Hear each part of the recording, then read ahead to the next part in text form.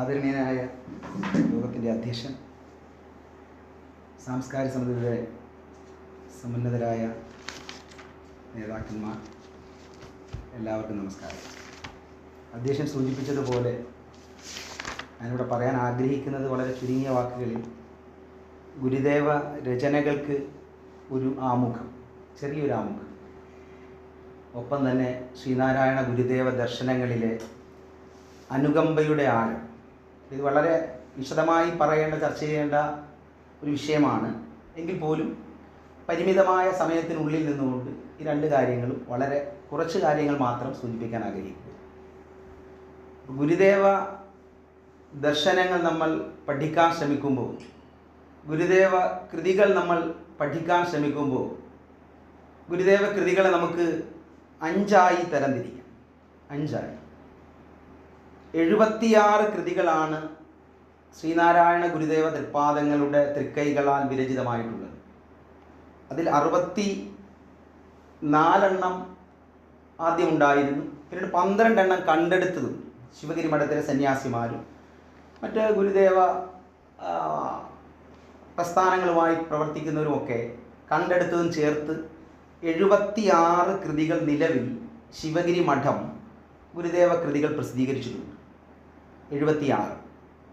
അപ്പോൾ ആ 76 കണ്ടെടുത്ത കൃതികളിനകത്ത് കത്തുകൾ വരുന്നുണ്ട്, സമസ്യാപൂരണം വരുന്നുണ്ട്. അതുൾപ്പെടെയാണ് 76 കൃതികൾ നിലവിലുള്ളത്.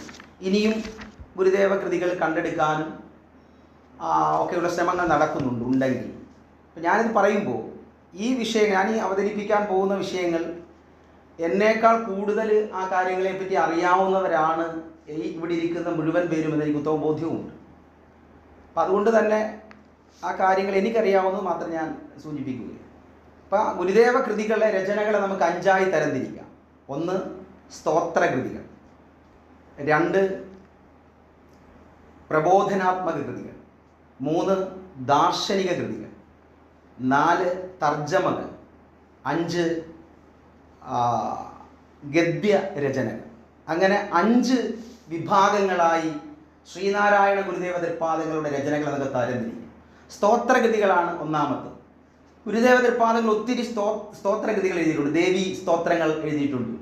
ഉദാഹരണത്തിന് വിനായക അഷ്ടകം, അതുപോലെ ദേവീ സ്തവം, മണ്ണന്തല ദേവീ സ്തവം, അങ്ങനെ ഒത്തിരി ദേവീ സ്തോത്രകൃതികൾ എഴുതിയിട്ടുണ്ട്.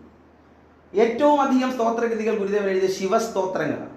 ശിവപ്രസാദ പഞ്ചകവും ശിവശതകവും പിണ്ടനന്ദിയും, അങ്ങനെ ശിവസ്തോത്രകൃതികൾ ഗുരുദേവൻ ധാരാളം എഴുതിയിട്ടുണ്ട്. പിന്നെ വിഷ്ണു സ്തോത്രങ്ങൾ, ഷൺമുഖ സ്തോത്രങ്ങൾ ഒക്കെ ചേർന്ന് സ്തോത്രകൃതികളെ ഒരു വിഭാഗമായിട്ട് നമുക്ക് തരംതിരിക്കാം. അത് കഴിഞ്ഞാൽ നമുക്ക് പറയാൻ കഴിയുന്നതാണ് പ്രബോധനാത്മക കൃതികൾ. പ്രബോധനാത്മക കൃതികൾ എന്ന് പറയുമ്പോൾ ജാതി നിർണയം, ജാതി ലക്ഷണം, അനുകമ്പാദശകം, സദാചാരം എന്നൊക്കെ തുടങ്ങിയ കുറേ പ്രബോധനാത്മക കൃതികളുണ്ട്. മനുഷ്യനെ നല്ല കാര്യങ്ങൾ പറഞ്ഞു തരുന്ന, ഉദ്ബോധനങ്ങൾ നൽകുന്ന കൃതികൾ പ്രബോധനാത്മക കൃതികൾ. മറ്റൊന്നാണ് ദാർശനിക കൃതികൾ. ദാർശനിക കൃതികളിൽ വരുന്നതാണ് ആത്മോപദേശശതകം, ദൈവദശകം തുടങ്ങിയ ദാർശനിക കൃതികൾ. മറ്റൊന്നാണ് തർജ്ജമകൾ. ഗുരുദേവൻ 2 തർജ്ജമകളെ നടത്തിയിട്ടുണ്ട്. അതൊന്ന് ഈശാവാസ്യ ഉപനിഷത്തിൻ്റെ തർജ്ജമയാണ്. അപ്പോൾ ഉപനിഷത്തുക്കൾ എന്ന് പറയുമ്പോൾ നമ്മുടെ ഭാരതത്തിൻ്റെ ആധ്യാത്മിക ശാസ്ത്ര ഗ്രന്ഥങ്ങൾ, ആധ്യാത്മിക ഗ്രന്ഥങ്ങളെ ശ്രുതികളെന്നും സ്മൃതികളെന്നും 2ആയിട്ട് തരംതിരിക്കാം. ശ്രുതികളെന്ന് പറയുന്നത് ഗുരുക്കന്മാരിൽ നിന്ന്, അല്ലെ മഹർഷിവര്യന്മാരിൽ നിന്ന് നാം നേരിട്ട് കേട്ടറിഞ്ഞ ആ ശാശ്വത സത്യങ്ങളാണ് ശ്രുതികളെന്ന് പറയുന്നത്. അപ്പോൾ വേദങ്ങളൊക്കെ ശ്രുതികളാണെങ്കിലും വേദത്തിൻ്റെ അവസാനം, അറിവിൻ്റെ അവസാനമായ വേദാന്തമാണ് ഈ പറഞ്ഞ ശ്രുതികളായി കണക്കാക്കി പോകുന്നത്. ഉപനിഷത്തുക്കളെയാണ് ശ്രുതികളെന്ന് കണക്കാക്കുന്നത്, ഉപനിഷത്തുക്കൾ. പിന്നെ മറ്റൊന്നാണ് സ്മൃതികൾ. സ്മൃതികൾ എന്ന് പറയുമ്പം ഈ ശ്രുതികളിൽ നിന്ന് നാം മനസ്സിലാക്കിയ ശാശ്വതമായ സത്യങ്ങൾ, ആ സത്യങ്ങൾക്ക് കാല ദേശ വ്യത്യാസമില്ല, അവയ്ക്ക് യാതൊരു മാറ്റവും ഉണ്ടാവുന്നില്ല. പക്ഷേ സ്മൃതികൾ അങ്ങനെയല്ല. ശ്രുതികളിൽ നിന്നും നാം മനസ്സിലാക്കിയ കാര്യങ്ങൾ അത് മനസ്സിൽ വെച്ചുകൊണ്ട് എന്തൊക്കെ നിത്യജീവിതത്തിൽ ചെയ്യാൻ പാടില്ല എന്ന് പറഞ്ഞു തരുന്നതാണ് സ്മൃതികൾ. ഈ സ്മൃതികൾക്ക് കാലദേശത്തിനനുസരിച്ച് മാറ്റങ്ങൾ സംഭവിക്കും.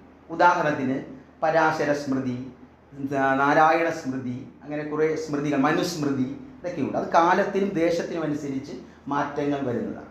അപ്പോൾ ഈ ഞാൻ പറഞ്ഞു വന്നത്, ഗുരുദേവൻ്റെ ദാർശനിക കൃതികളെന്ന് പറയുമ്പോൾ, ഇപ്പം ദർശനമാല അതുപോലുള്ള കൃതികൾ നമ്മൾ പഠിക്കുമ്പോൾ, ഈ പറഞ്ഞ ഉപനിഷത്തുക്കൾ നമുക്ക് നൽകിയ മഹാവാക്യങ്ങളെ മനസ്സിൽ വെച്ചുകൊണ്ടാണ് ഗുരുദേവൻ ഈ ധർമ്മ സംഹിതകളൊക്കെ എഴുതിയത്, രചിച്ചത്. ഉപനിഷത്തുകൾ നൽകുന്ന മഹാവാക്യങ്ങൾ മനസ്സിൽ വെച്ചുകൊണ്ട്. ഉദാഹരണത്തിന് ഐതരേയ ഉപനിഷത്തിലൂടെ, ഋഗ്വേദം ഐതരേയ ഉപനിഷത്തിലൂടെ നൽകുന്ന മഹാവാക്യമാണ് പ്രജ്ഞാനം ബ്രഹ്മ. അതുപോലെ യജുർവേദം ബൃഹദാരണ്യക ഉപനിഷത്തിലൂടെ നൽകുന്ന മഹാവാക്യമാണ് അഹം ബ്രഹ്മാസ്മി. സാമവേദം ഛാന്തോക്യ ഉപനിഷത്തിലൂടെ നൽകുന്ന മഹാവാക്യമാണ് തത്വമസി. അതുപോലെ അഥർവവേദം മാണ്ഡൂക്യ ഉപനിഷത്തിലൂടെ നൽകുന്ന മഹാവാക്യമാണ് അയം ആത്മാ ബ്രഹ്മ. അപ്പോൾ ഈ ഉപനിഷത്തുകൾ നമുക്ക് നൽകിയ 4 മഹാവാക്യങ്ങൾ, ഈ പറഞ്ഞ പ്രജ്ഞാനം ബ്രഹ്മ, അഹം ബ്രഹ്മാസ്മി, തത്വമസി, അയം ആത്മാ ബ്രഹ്മ. അപ്പം ഈ തത്വങ്ങളെ എല്ലാം മനസ്സിൽ വെച്ചുകൊണ്ടാണ് ശ്രീനാരായണ ഗുരുദേവ തൃപ്പാദങ്ങൾ തത്വസംഹിതകൾ, ധർമ്മസംഹിതകൾ പടുത്തുയർത്തിയത്. ഞാൻ പറഞ്ഞു വന്നത്, ഗുരുദേവൻ്റെ കൃതികളെ 4-5ആയി വിഭജിക്കുമ്പോൾ അതിലൊന്ന് തർജ്ജമകളാണ്. ഉപനിഷത്തിന്, ഈശാവാസ്യ ഉപനിഷത്തിൻ്റെ തർജ്ജമ ഗുരുദേവൻ വളരെ മനോഹരമായി എഴുതിയിട്ടുണ്ട്. ഈശാവാസ്യ ഉപനിഷത്ത് തുടങ്ങുന്ന ആദ്യത്തെ ശ്ലോകം, ഈശാവാസ്യമിധം സർവം യത്കിഞ്ച ജഗത്യാം ജഗത് തേന ദത്യേന ഭുഞ്ജീത മാകൃത കസ്യ സിദ്ധനം എന്നാണ് ആദ്യത്തെ ശ്ലോകം. അതിൻ്റെ മലയാള പരിഭാഷ വളരെ സുന്ദരമായി ഗുരുദേവൻ എഴുതിയിട്ടുണ്ട്. ഇങ്ങനെയാണ് അതിൻ്റെ അർത്ഥം. അത് ഗുരുദേവൻ എഴുതിയത്, ഈശൻ ജഗത്തിലെല്ലാം ആവസിക്കുന്നതു കൊണ്ടു നീ ചരിക്ക മുക്തനായി ആശിക്കരുതാരുടെയും ധനം. ഇങ്ങനെയാണ് ഗുരുദേവനെ തർജ്ജമ എഴുതിയത്. ഈശാവാസ്യം ഇതം സർവം യത്കിഞ്ച ജഗത്യാം ജഗത്. ഈശ്വരൻ ഈ ലോകത്ത്, ഈ പ്രപഞ്ചത്തിൽ മുഴുവൻ വ്യാപിച്ചിരിക്കുന്നു, ഈ ജഗത്തായ ജഗത്തിലെല്ലാം. ഈശാവാസ്യം ഇതം സർവം യത്കിഞ്ച ജഗത്യാം ജഗത് തേന ദത്യേന ഭുഞ്ജീത. ത്യാഗത്തിൽ അധിഷ്ഠിതമായി ജീവിക്കുക, മാതൃത കസ്യസിദ്ധനം. മറ്റാരുടെയും ധനം ആഗ്രഹിക്കരുത്. അതിന് ഗുരുദേവൻ പറഞ്ഞത്, ഈശൻ ജഗത്തിലെല്ലാം ആവസിക്കുന്നത് കൊണ്ട് നീ ചരിക്ക മുക്തനായി ആശിക്കരുത് ആരുടെയും ധനം. അപ്പം അങ്ങനെ ഈശാവാസ്യ ഉപനിഷത്തിന് സുന്ദരമായ ലളിതമായ മലയാള തർജ്ജിമ ഗുരുദേവൻ നമുക്ക് എഴുതി തന്നു. പിന്നെ തിരുക്കുറൽ, തമിഴ് സാഹിത്യത്തിലെ മഹാനായ എഴുത്തുകാരൻ തിരുവള്ളുവരിൻ്റെ തിരുക്കുറലിൻ്റെ തർജ്ജിമ ഗുരുദേവൻ ചെയ്തിട്ടുണ്ട്. ഗുരുദേവൻ മലയാളത്തിലും സംസ്കൃതത്തിലും തമിഴിലും അഗാധമായ പാണ്ഡിത്യമുള്ള മഹാനുഭാവനായി. പിന്നുള്ളത് ഗദ്യകൃതികളാണ്. ഗദ്യകൃതികളിൽ ആത്മവിലാസമുണ്ട്, ഗദ്യ പ്രാർത്ഥനയുണ്ട്, ഗദ്യ വിചിന്തനമുണ്ട്, അങ്ങനെ കുറേ ഗദ്യകൃതികളും ഗുരുദേവൻ എഴുതിയിട്ടുണ്ട്. അപ്പം അങ്ങനെ ഈ 5 വിഭാഗങ്ങളായി തരംതിരിച്ചുകൊണ്ട് വേണം നമുക്ക് ഗുരുദേവ കൃതികളെ പഠിക്കുവാനും മനസ്സിലാക്കാനും ചെയ്യും. ഞാൻ ഈ ആമുഖം എന്ന് പറയുമ്പോൾ, ഗുരുദേവൻ ധർമ്മസംഹിതകൾ പടുത്തുയർത്തിയത് നേരത്തെ പറഞ്ഞ പോലെ ക്രിസ്തുദേവൻ സ്നേഹത്തിന് പ്രാമുഖ്യം നൽകി. ക്രിസ്തു ഭഗവാൻ സ്നേഹത്തിനാണ് പ്രാമുഖ്യം നൽകിയത്. ഗാഗുൽത്ത മലമുകളിൽ നിന്ന് അങ്ങ് കാൽവരി കുന്നിലേക്ക് മുൾക്കിരീടവും ചൂടി റോമാ സൈന്യത്തിൻ്റെ ആവർത്തിച്ചുള്ള ചാട്ടവാറടിയേറ്റുകൊണ്ട് തങ്ങളുടെ ശിഷ്യന്മാരുടെ മുഴുവൻ പാപഭാരമാകുന്ന കുരിശ് ചുമന്നുകൊണ്ട് കാൽവരി കുന്നിലേക്ക് നടത്തിയ മരണത്തിലേക്ക് നടത്തിയ യാത്ര. ആ റോമാ സൈനികരുടെ അടിയേറ്റു വാങ്ങുമ്പോഴും ക്രിസ്തുദേവൻ ഒരിക്കലും ജീവന് വേണ്ടി യാചിച്ചില്ല. ക്രിസ്തുദേവൻ പ്രാർത്ഥിച്ചത്, ഇവർ ചെയ്യുന്നത് എന്തെന്ന് ഇവരറിയുന്നില്ല, ദൈവമേ ഇവരോട് പൊറുക്കേണമെന്ന്. നിന്നെപ്പോലെ അയൽക്കാരനെ സ്നേഹിക്കാൻ പഠിപ്പിച്ച ക്രിസ്തുദേവൻ സ്നേഹത്തിന് പ്രാധാന്യം നൽകി. അഹിംസയ്ക്ക്, ശ്രീബുദ്ധൻ അഹിംസയ്ക്ക് പ്രാമുഖ്യം നൽകി. അതുപോലെ മുഹമ്മദ് നബി സാഹോദര്യത്തിന് പ്രാമുഖ്യം നൽകിയെങ്കിൽ, ശ്രീനാരായണ ഗുരുദേവ തൃപ്പാദങ്ങൾ തൻ്റെ ധർമ്മസംഹിതകൾ പടുത്തുയർത്തിയത് അനുകമ്പയുടെ അടിസ്ഥാന ശിലയിൽ നിന്നുകൊണ്ടാണ്. ഗുരുദേവൻ പ്രാമുഖ്യം നൽകിയത് അനുകമ്പയ്ക്കാണ്. ഞാൻ അതുകൊണ്ടാണ് ഗുരുദേവ ദർശനങ്ങളിലെ അനുകമ്പയുടെ ആഴം എന്ന് ഈ ചെറിയ പ്രഭാഷണത്തിന് ഞാൻ പേര് നൽകാനും കാരണം ഗുരുദേവ കൃതികളിലെല്ലാം നമുക്ക് എടുത്തു കാണാൻ കഴിയുന്ന ഒന്നാണ് ഈ അനുകമ്പ. അതാണിന്ന് വേണ്ടത്. അനുകമ്പാ ദശകമെന്ന് പറയുന്ന ഒരു കൃതി തന്നെ ഗുരുദേവൻ ഇവിടെ അവതരിപ്പിച്ചിട്ടുണ്ട്, അനുകമ്പാ ദശകം. ആ അനുകമ്പാ ദശകം വായിച്ചാൽ നമുക്ക് ഇഷ്ടപ്പെടാതിരിക്കാൻ കഴിയില്ല, മറ്റൊരാളെ നമുക്ക് സ്നേഹിക്കാൻ കഴിയില്ല. ഗുരുദേവന്റെ അനുകമ്പാ ദശകം ഈ വർത്തമാനകാല സാഹചര്യത്തിൽ അമേരിക്കൻ പ്രസിഡന്റ് ഡൊണാൾഡ് ട്രംപിനും അതുപോലെ ഇസ്രയേൽ പ്രധാനമന്ത്രിക്കും ഒക്കെ സമർപ്പിക്കുകയാണ് ഞാനിവിടെ. കാരണം ഈ വെടിനിർത്തൽ പ്രഖ്യാപിച്ചെങ്കിലും അവിടെ മിസൈലുകളും ബോംബുകളും ഒക്കെ പറന്നു വന്ന് വീഴുന്നുണ്ട്. ഒരു സ്കൂൾ കുട്ടി കെട്ടിടത്തിൽ വന്ന് വീണ് 154 പെൺകുട്ടികൾ പിടഞ്ഞു വീണ് മരിക്കുമ്പോൾ ആ മിസൈൽ അയച്ച ആ സൈനികന് ഒരു പക്ഷേ രാജ്യം ജയിക്കണമെന്ന് ആഗ്രഹം കാണുമായിരിക്കും. പക്ഷേ അവൻ്റെ മനസ്സിൽ അനുകമ്പ ഉണ്ടായിരുന്നെങ്കിൽ അവൻ അങ്ങനെ ചെയ്യില്ല. അപ്പോൾ ഈ ലോകരാജ്യത്തിന് സമർപ്പിക്കാൻ പറ്റുന്ന, ലോകരാജ്യങ്ങളിലെ നേതാക്കന്മാർക്ക് സമർപ്പിക്കാൻ പറ്റുന്ന ഒരു കൃതിയായി, ചെറുകൃതിയായി ഈ അനുകമ്പാ ദശകത്തെ ഞാൻ കാണുന്നു. അത് ഈ ലോകത്തെങ്ങും സമാധാനം നിലനിർത്താൻ, ഈ ലോകത്തെങ്ങും സ്നേഹം നിലനിർത്താൻ, ഈ ലോകത്തെങ്ങും ഐശ്വര്യം നിലനിർത്താൻ പര്യാപ്തമായ ഒരു കൃതിയാണ്. അതുകൊണ്ട് തന്നെ ആ അനുകമ്പാ ദശകത്തിലെ ഏതാനും കാര്യങ്ങൾ മാത്രം സൂചിപ്പിച്ചുകൊണ്ട് ഞാൻ നിർത്തിക്കൊള്ളാം. ആ അനുകമ്പാ ദശകത്തിലെ ആദ്യത്തെ ശ്ലോകം ഇതാണ്: ഒരു പീഠ എറുമ്പിനും വരുത്തരുതെന്നുള്ള അനുകമ്പയും സദാ കരുണാകര നൽകുകുള്ളിൽ നിൻ തിരുമൈ വിട്ടകലാത ചിന്തയും. അനുകമ്പാ ദശകത്തിലെ ആദ്യ ശ്ലോകമാണ്. ഒരു പീഠ എറുമ്പിനും വരുത്തരുതെന്നുള്ള അനുകമ്പയും സദാ കരുണാകര നൽകുകുള്ളിൽ നിന്ന് തിരുമൈ വിട്ടകലാത ചിന്തയും. കരുണ ചെയ്യുന്നവനായ ദൈവമേ, ഒരു ഉറുമ്പിനെപ്പോലും വേദനിപ്പിക്കാതിരിക്കാൻ നിന്റെ തിരുസ്വരൂപത്തെ വിട്ടകലാത്ത ചിന്തയും നൽകി അനുഗ്രഹിക്കണമേ എന്നാണ് ഗുരുദേവൻ പഠിപ്പിച്ചത്.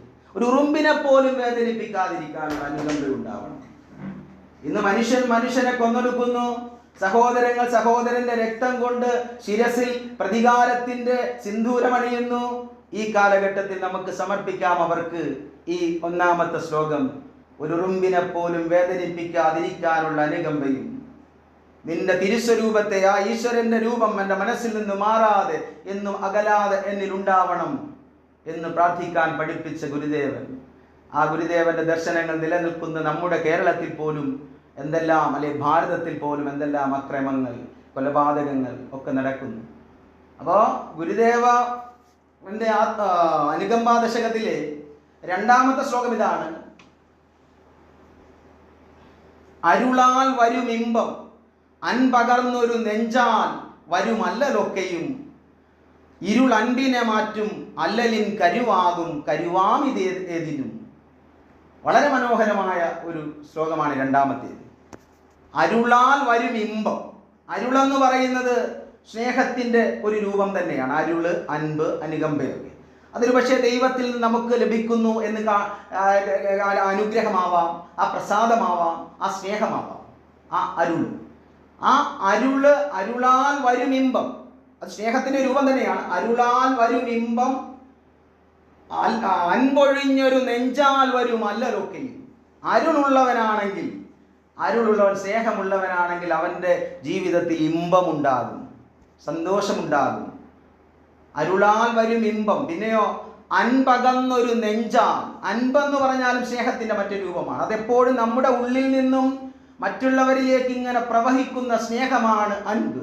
ആ അൻപാൽ, അൻപൊഴിഞ്ഞൊരു നെഞ്ചാൽ എന്ന് പറഞ്ഞാൽ ആ അൻപ്, സ്നേഹമില്ലാത്തവ ഹൃദയത്തോടു കൂടിയവൻ, അതാ അൻപൊഴിഞ്ഞൊരു നെഞ്ചാൽ. അൻപില്ലാത്ത നെഞ്ച്, അൻപില്ലാത്ത ഹൃദയമുള്ളവൻ ആണെങ്കിൽ അൻപൊഴിഞ്ഞൊരു നെഞ്ചാൽ വരുമല്ലലൊക്കെയും. അങ്ങനെയുള്ളവരുടെ ജീവിതത്തിൽ അല്ലലുകൾ, ദുരിതങ്ങൾ കടന്നു വന്നുകൊണ്ടിരിക്കും. ആ രണ്ടാമത്തെ ശ്ലോകം അരുളാൽ വരും ഇമ്പം. അരുളുണ്ടെങ്കിൽ അവൻ്റെ ജീവിതത്തിൽ ഇമ്പമുണ്ടാകും, വളരെ സന്തോഷമുണ്ടാകും. അൻപകർന്നൊരു നെഞ്ചാൽ, ആ അൻപ് സ്നേഹമില്ലാത്ത, സ്നേഹരഹിതമായ ഒരു ഹൃദയമാണെങ്കിൽ, നെഞ്ചാണെങ്കിൽ അവൻ എന്താ വരിക? അല്ലൽ, അവന് ദുരിതങ്ങളുണ്ടാകും. എന്നിട്ട് വീണ്ടും അടുത്ത വരിയിൽ പറയുകയാണ്: ഇരുള് അൻപിനെ മാറ്റും. ഇരുള്, നമ്മുടെ ഹൃദയത്തിലെ ഉള്ള സ്നേഹത്തെ ഇല്ലായ്മ ചെയ്യുന്നതാണ് ഇരുള്, അന്ധകാരം, അജ്ഞാനമാകുന്ന അന്ധകാരം, അറിവില്ലായ്മയാകുന്ന അന്ധകാരം. അപ്പോൾ അജ്ഞാനമാകുന്ന അന്ധകാരം നമ്മുടെ മനസ്സിലെ അൻപിനെ മാറ്റുന്നു, അതിനെ മറച്ചു കളയുന്നു. അപ്പം ഈ സ്നേഹമില്ലായ്മയ്ക്ക് കാരണം അജ്ഞാനമാകുന്ന അന്ധകാരം. അപ്പോൾ രണ്ടാമത്തെ ആ ഭാഗം ഇരുൾ അൻപിനെ മാറ്റും, അല്ലലിൻ കരുവാകും. അത് അല്ലലിന്, ദുരിതങ്ങൾക്ക് കാരണമാകും. കരുവാമിതേതിനും, എല്ലാത്തിനും കാരണമാകും. എല്ലാ ദുരിത കഷ്ടപ്പാടുകൾക്കും കാരണമാകും. ഈ അൻപില്ലെങ്കിൽ ആ അൻപിനെ മറച്ചു കളയുന്നത് ഇരുളാണ്, അജ്ഞാനമാകുന്ന ഇരുളാണ്, അജ്ഞാനമാകുന്ന അന്ധകാരമാണ്. ആ അജ്ഞാനമാകുന്ന അന്ധകാരം നമ്മളെ ആ സ്നേഹം മറച്ചു കളയുന്നത്. അതുകൊണ്ട് നമ്മൾ അറിവുള്ളവരായി മാറണം. നാം നമ്മെ തന്നെ മനസ്സിലാക്കണം. നാം ആത്മാവാണ്, നാം അറിവാണെന്ന ബോധം നമുക്കുണ്ടാവണം. ആ തലത്തിലേക്ക് എത്തുമ്പോൾ എനിക്കും നിങ്ങൾക്കും, എനിക്ക് എന്നോട് തോന്നുന്ന സ്നേഹം തന്നെ എനിക്ക് നിങ്ങളോടും തോന്നും. അങ്ങനെ തോന്നണമെന്നാണ് ഗുരുദേവൻ പഠിപ്പിച്ചത്. വേഗത്തിലാവുകയാണ്. അനുകമ്പാദശകത്തിലെ മറ്റൊരു ശ്ലോകം ഇതാണ്, മൂന്നാമത്തെ ശ്ലോകം ഇതാണ്. അരുളൻപനുകമ്പ മൂന്നിനും പൊരുളൊന്നാണിതു ജീവതാരകം. അരുളുള്ളവനാണു ജീവി എന്നുരുവിട്ടിയിടുകൈ നവാക്ഷരി. അനുകമ്പാദശകത്തിലെ മൂന്നാമത്തെ ശ്ലോകം. അരുളൻപനുകമ്പ മൂന്നിനും പൊരുളൊന്നാണിതു ജീവതാരകം. അരുള്, അൻപ്, അനുകമ്പം. അരുളൻപനുകമ്പ മൂന്നിനും. ഈ മൂന്നും സ്നേഹത്തിൻ്റെ വ്യത്യസ്തമായ ഭാവങ്ങളാണ്. അരുൾ, ഞാൻ നേരത്തെ സൂചിപ്പിച്ചതുപോലെ, അരുളെന്ന് പറയുന്നത് ദൈവത്തിൽ നിന്ന് സദാ നമുക്ക് ലഭിച്ചുകൊണ്ടിരിക്കുന്നു എന്ന് നാം വിശ്വസിക്കുന്ന ആ സ്നേഹമാണ് അരുളെങ്കിൽ, അൻപെന്ന് പറയുന്നത് നമ്മളിൽ നിന്നും മറ്റുള്ളവരിലേക്ക് എപ്പോഴും പ്രവഹിച്ചു കൊണ്ടിരിക്കുന്ന സ്നേഹമാണ് അൻപ്. അനുകമ്പ, മറ്റൊന്ന് അനുകമ്പ. അനുകമ്പ എന്ന് പറയുന്നത് മറ്റൊരു ജീവി ദുരിതമനുഭവിക്കുന്നത്, ദുഃഖമനുഭവിക്കുന്നത് കാണുമ്പോൾ ആ ജീവിയോട് നമുക്ക് തോന്നുന്ന സ്നേഹമാണ് അനുകമ്പ. അപ്പോൾ അരുളാണെങ്കിലും അൻപാണെങ്കിലും അനുകമ്പയാണെങ്കിലും സ്നേഹത്തിൻ്റെ വ്യത്യസ്ത ഭാവതലങ്ങൾ മാത്രമാണ്. അരുൾ, അൻപ്, അനുകമ്പ മൂന്നിനും പൊരുളൊന്നാണിതു ജീവതാരകം. ഈ മൂന്നിൻ്റെയും പൊരുളൊന്ന് തന്നെയാണ്. സ്നേഹത്തിൻ്റെ ഒരു ഭാവം ആണ്. പൊരുളൊന്നാണിത് ജീവതാരകം. അത് ജീവിതത്തിലെ ഒരു താരകമാണ്, തരണം ചെയ്യാൻ സഹായിക്കുന്ന അല്ലെ നക്ഷത്രമാണ്. കടൽ യാത്രക്കാർ, നാവികര്, കപ്പൽ യാത്രക്കാർ അല്ലെ പായ്വഞ്ചി യാത്രക്കാരൊക്കെ ധ്രുവ നക്ഷത്രങ്ങളെ നോക്കിയാണ് ഈ ദിക്ക് കണക്കാക്കുന്നത്. അപ്പൊ അങ്ങനെ അവരെ ദിക്ക് തെറ്റാതെ കരയിലെത്തിക്കാൻ സഹായിക്കുന്നത് ഈ പറഞ്ഞ ധ്രുവ നക്ഷത്രമാണ്. ധ്രുവ നക്ഷത്രം. അജിത് കുമാർ സാറിന് സ്വാഗതം. അപ്പൊ എപ്രകാരമാണോ ഈ കപ്പൽ യാത്രക്കാരെ ധ്രുവ നക്ഷത്രങ്ങൾ നോക്കി ദിക്ക് കണ്ടുപിടിക്കുന്നത്, നമ്മൾ മനുഷ്യന്റെ ജീവിത സംസാര സാഗരം താണ്ടാം, സംസാര സാഗരം താണ്ടി മറുകര കടക്കാൻ നമ്മെ സഹായിക്കുന്ന ഒരു ധ്രുവ നക്ഷത്രമാണ് ഈ പറഞ്ഞ അൻപ് അല്ലെങ്കിൽ സ്നേഹം.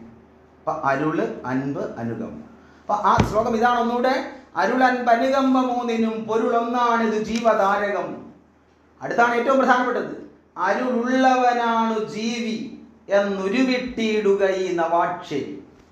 നമുക്കൊരു നവാക്ഷരി മന്ത്രം ഗുരുദേവൻ സമർപ്പിക്കുകയാണ്, സമ്മാനിക്കുകയാണ്. പഞ്ചാക്ഷരി മന്ത്രം നമുക്കറിയാം, 5 അക്ഷരങ്ങളുള്ള മന്ത്രം. നമ ശിവായ, ഓം നമ ശിവായ. 7 അക്ഷരങ്ങളുള്ള മന്ത്രങ്ങളുണ്ട്.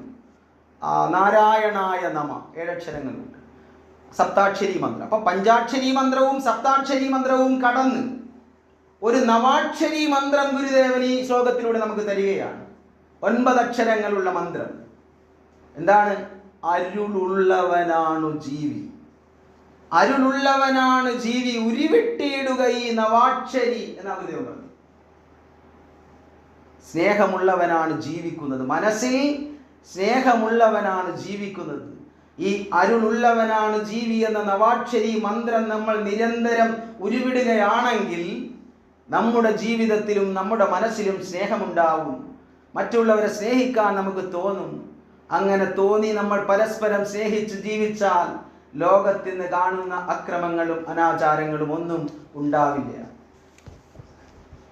അപ്പോൾ ഗുരുദേവൻ പഠിപ്പിച്ച അനുകമ്പാദശകത്തിലെ 3-ാമത്തെ ശ്ലോകമാണ് ഞാനത് ചൊല്ലിയത്. അരുൾ, അൻപ്, അനുകമ്പ മൂന്നിനും പൊരുൾ ഒന്നാണിതു ജീവതാരകം. അരുളുള്ളവനാണ് ജീവി എന്നൊരു വിട്ടിയിടുക ഈ നവാക്ഷി. നവാക്ഷരി മന്ത്രം. സാധാരണ മന്ത്രങ്ങളൊക്കെ ദേവതകളെ ഉപാസിക്കാനായി നാം ഉപയോഗിക്കാറുണ്ട്. ദേവതകളെ ഉപാസിക്കാനാണ് എല്ലാ മന്ത്രങ്ങളും. പക്ഷേ ഇവിടെ ഗുരുദേവൻ ഒരു ദേവനെയോ ദേവിയുടെയോ പേര് പറയാതെ ഉന്നതമായ ഒരു ജീവിത മൂല്യം, ആ അരുള്, അൻപ്, അനുകമ്പ, അത് നമ്മുടെ ജീവിതത്തിലെ ഉന്നതമായ ഒരു ജീവിത മൂല്യമാണവ. ആ ജീവിത മൂല്യത്തെ, ഉന്നതമായ ജീവിത മൂല്യത്തെ ആരാധിക്കാനായിട്ട് ഗുരു മറ്റൊരു ഉപാസനാ മന്ത്രം നമുക്ക് നൽകിയിരിക്കുന്നു. മറ്റൊരു ഉപാസനാ മന്ത്രം. ഒരു ഉന്നതമായ ജീവിതത്തിൽ സന്തോഷത്തിലെത്താൻ, ഐശ്വര്യത്തിലെത്താൻ, സമാധാനത്തിലെത്താൻ വേണ്ട ഒരു ഉന്നത ജീവിത മൂല്യത്തെ ഉപാസിക്കാനായിട്ടൊരു ഉപാസനാ മന്ത്രം ഗുരുദേവൻ മാനവരാശിക്ക് സമ്മാനിച്ചിരിക്കുകയാണ്. അടുത്ത ശ്ലോകം നാലാമത്തെ ശ്ലോകം. അരുളില്ല അതെങ്കിൽ അസ്ഥി തോൾ സിരനാറും ഒരുടുമ്പുതാനവൻ മരുവിൽ പ്രവഹിക്കും അമ്പുവ പുരുഷൻ നിഷ്ഫലഗന്ധ പുഷ്പമാം. അനുകമ്പാദശകത്തിലെ 4-ാമത്തെ ശ്ലോകമാണ്. അരുളില്ലയതെങ്കിൽ അസ്ഥി തോൾ സിരനാറും ഒരു ഉടമ്പുദാനവൻ. മനുഷ്യന്റെ മനസ്സിൽ അരുളില്ലെങ്കിൽ, സ്നേഹമില്ലെങ്കിൽ അവൻ ചത്തതിനൊക്കുമേ ജീവിച്ചിരിക്കലും എന്ന അവസ്ഥയിലാണ്. ഈ പറഞ്ഞ അസ്ഥി, തോല്, സിര ഇവയൊക്കെ ഉള്ള നാറുന്നൊരു ജഡശരീരം മാത്രമായിരിക്കും. എങ്ങനെയുള്ളവർ? മനസ്സിൽ സ്നേഹമില്ലാത്തവർ, മറ്റുള്ളവരെ സ്നേഹിക്കാത്തവർ, അവര് എങ്ങനെയുള്ളവരായിരിക്കും? ഇങ്ങനെ ജഡശരീരമായിരിക്കും. അസ്ഥിയും തോലും ഇതെല്ലാം നാറുന്നതാണ്. മരിച്ചു കഴിഞ്ഞാലും അങ്ങനെ തന്നെ. അപ്പൊ അങ്ങനെ അസ്ഥി, തോൾ, സിര നാറുന്നൊരു ഉടമ്പുദാനവൻ. മാത്രമല്ല, അവൻ എന്തിനെ പോലെയാണ്? മരുവിൽ പ്രവഹിക്കും അമ്പു. അമ്പുവ പുരുഷൻ എന്നാണ് ആ ശ്ലോകത്തിൽ എഴുതിയിരിക്കുന്നത്. അമ്പു ജലമാണ്. മരുഭൂമിയിലൂടെ ഒഴുകുന്ന അമ്പു ജലം, അതൊരു പ്രയോജനമില്ല. അവിടെ എത്തിക്കഴിഞ്ഞാൽ മരുഭൂമിയിൽ ഒഴുകുന്നതായി നമുക്ക് അനുഭവപ്പെടുന്ന ജലം അതൊരു പ്രയോജനമില്ലാതെ നഷ്ടപ്പെട്ടു. അപ്പൊ അങ്ങനെ മരുവിൽ പ്രവഹിക്കും അമ്പുവ പുരുഷൻ നിഷ്ഫലഗന്ധ പുഷ്പമാ. ഫലമുണ്ടാവുകയോ അല്ലെ കായ്ക്കുകയോ പുഷ്പിക്കുകയോ കായ്ക്കുകയോ ചെയ്യാത്ത, ഒന്നിനും കൊള്ളാത്ത ഒരു വൃക്ഷത്തിന് സമമായിരിക്കും ഈ അൻപ്, സ്നേഹമെന്ന് പറയുന്നത് ഇല്ലാത്ത മനുഷ്യൻ. നിഷ്ഫലഗന്ധ പുഷ്പമാ, അല്ലെങ്കിൽ മരുവിൽ പ്രവഹിക്കും അമ്പു, അതുപോലെയാണ് ആ പുരുഷൻ. അവൻ നിഷ്ഫലഗന്ധ പുഷ്പമാ. അപ്പം ഞാൻ പറഞ്ഞു വന്നത്, ആരുടെ മനസ്സിലാണോ, ആരുടെ ഹൃദയത്തിലാണോ സ്നേഹമുള്ളത് അവനാണ് ജീവിക്കുന്നത്. ആ സ്നേഹമില്ലാത്തവൻ വെറുതെ ജീവിച്ച് ചത്തൊരിയുന്നു എന്നല്ലാതെ അതുകൊണ്ട് ഒരു പ്രയോജനമില്ല. പുഷ്പിക്കുകയും കായ്ക്കുകയും ചെയ്യാത്ത മരങ്ങളെപ്പോലെ വ്യർത്ഥമാണ് അവരുടെ ജീവിതമെന്നാണ് ഗുരുദേവൻ പഠിപ്പിച്ചത്. ഞാൻ പറഞ്ഞു വന്നത്, അങ്ങനെ സ്നേഹമുള്ളവരായിട്ട് നമുക്ക് വളരണം. അതിനാണ് അനുകമ്പാദശകം. അതുപോലെ സദാചാരം എന്ന കൃതി എഴുതിയിട്ടുണ്ട്. ഞാൻ അനുകമ്പയെ പറ്റി മാത്രമാണ് പറഞ്ഞത്. അപ്പം അങ്ങനെ അനുകമ്പയുള്ളവരായി വർത്തമാന കാലഘട്ടത്തിലെ എല്ലാവിധ യുദ്ധങ്ങൾക്കും അക്രമങ്ങൾക്കുമുള്ള മറുമരുന്നായി ഗുരുദേവന്റെ അനുകമ്പാ ദശകം നമുക്ക് സമർപ്പിക്കാം. ഞാൻ ദീർഘിപ്പിക്കുന്നില്ല. ഈ അനുകമ്പാ ദശകം നമ്മുടെ ലോകരാജ്യങ്ങൾക്ക് സമർപ്പിച്ചുകൊണ്ട്